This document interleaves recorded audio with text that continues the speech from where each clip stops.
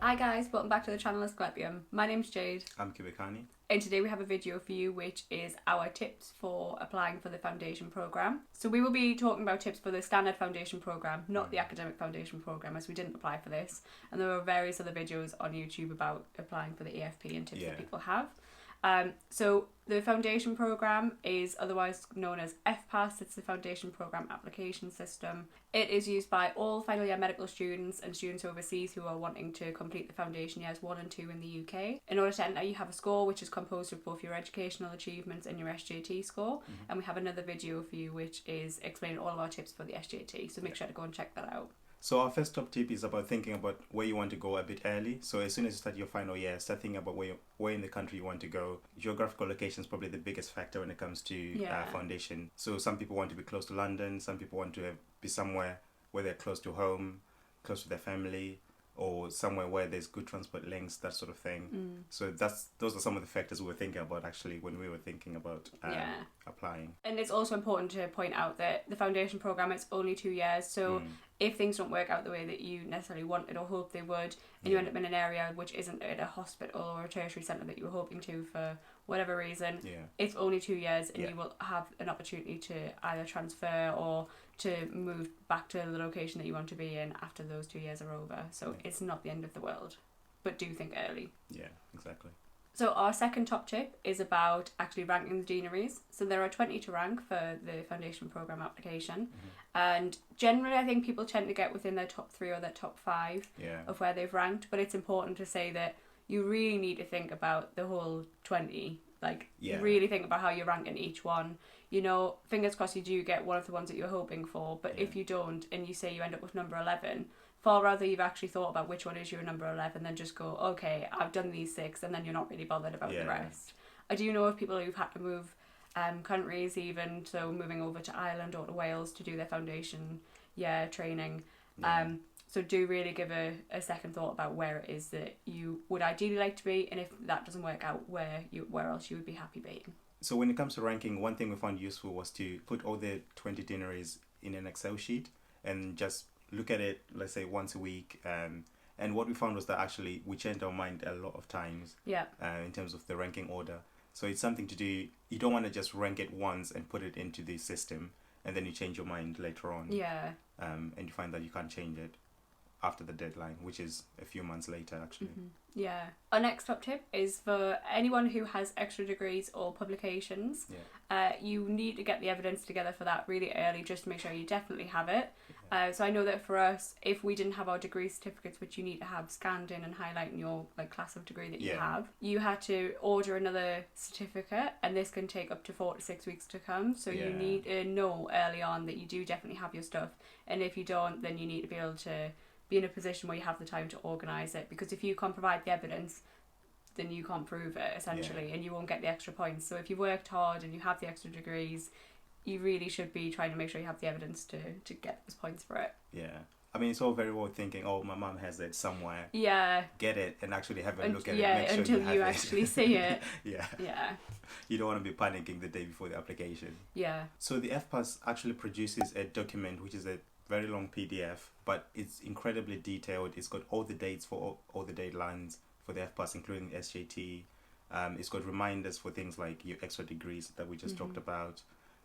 It's got a reminder of all the deaneries, and the most useful thing it's got in there is so all the statistics from the previous years, which you can use to look at people's SJT scores, their EPMs, and how they ranked overall. So you can see the lowest scores that got into a particular deanery, and you can sort of use that however you like, basically. So it's incredibly useful to read. I would say get it, read it over a few days, and take your time with it.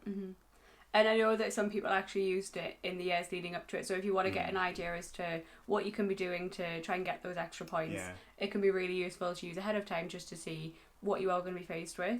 And then when you're actually going through the process, it's such a good little handbook. It literally walks you through. I refer to it a few times. Sometimes it has bits of information that you don't find elsewhere. So I think it is a really useful document to have that you can just look at whichever point. So another thing which kind of goes along with the handbook and using the statistics is something, I think it's an SJT calculator. Yeah. And essentially it's someone who just collates all the data from the most recent year of the foundation programme application. So once you know your EPM score, you can then use this SJT calculator for to either generate an average based on the average score of the last year or the average score of your university in the preceding year. So it can be really useful to use. So you then get an overall score, and it'll give you the probability that you'd be able to get into a particular deanery. Yeah. So you can see which one you'd be quite likely to get into if you were to score based on the previous year's scores for either everyone that's at the SJT or your university. So it's really helpful. It's quite useful. I think everyone used it now. Yeah. The next tip is to set reminders for the different dates of different stages of the application. So little things like, you don't have to set all these reminders because people will be prompted, but I set reminders for things like the oral survey so that you do that, because they won't release your deanery allocation until you've done the survey. So I did it as soon as it came out just to make sure it was done. So another tip is about linked applications. So I think all deaneries will allow you to be linked to someone to enter the deanery, but then beyond that it varies as to how far they will honour that link. Yeah. So it can vary between, so some deaneries will just honour into the deanery, others will link you into the trust, sometimes even the same hospital. So if you're doing a linked application, you really need to research where it is that your link would be honoured and how far it would be honoured. And then you also need to consider the geography of it. So it could be fantastic being linked to the same hospital, but if you're somewhere where you've never been before, you don't actually really want to be. Sometimes you've got to take a gamble trying somewhere else. I know for East Anglia, for example, you're linked into the deanery and there is no link honoured beyond that. So for some people you do risk someone might be in Norwich and someone else might be in Bedford. You can vary quite greatly, but then obviously some deaneries where they don't honour the link further than the deanery, it's such a small deanery that it doesn't really matter. So it is worth really looking into. If you can't find a clear-cut answer, definitely get in touch with each deanery. I'm sure they'll be more than happy to answer any questions people have about this type of thing, because there isn't that much information online about linked applications. Yeah, it's very difficult to find. So our final tip for the FPAS applications is that it's probably the most important tip. The deadline is a very hard deadline. On the particular day that you're given, it will be the 12th noon of that day, and don't leave things until late, because the website has been known to crash when everyone's trying to rush and submit the application. So the day before, 2 days before, submit it then, and everything will go smoothly. Missing the deadline is probably the worst. It's a disaster. Basically. You can't then enter if you've missed the deadline. So it's not a joke. It's a very hard deadline. So don't miss it.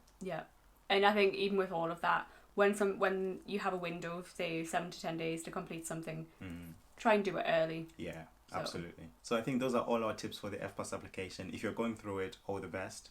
Good luck. I hope that everything works out the way that you're hoping it will. See you next time for another video.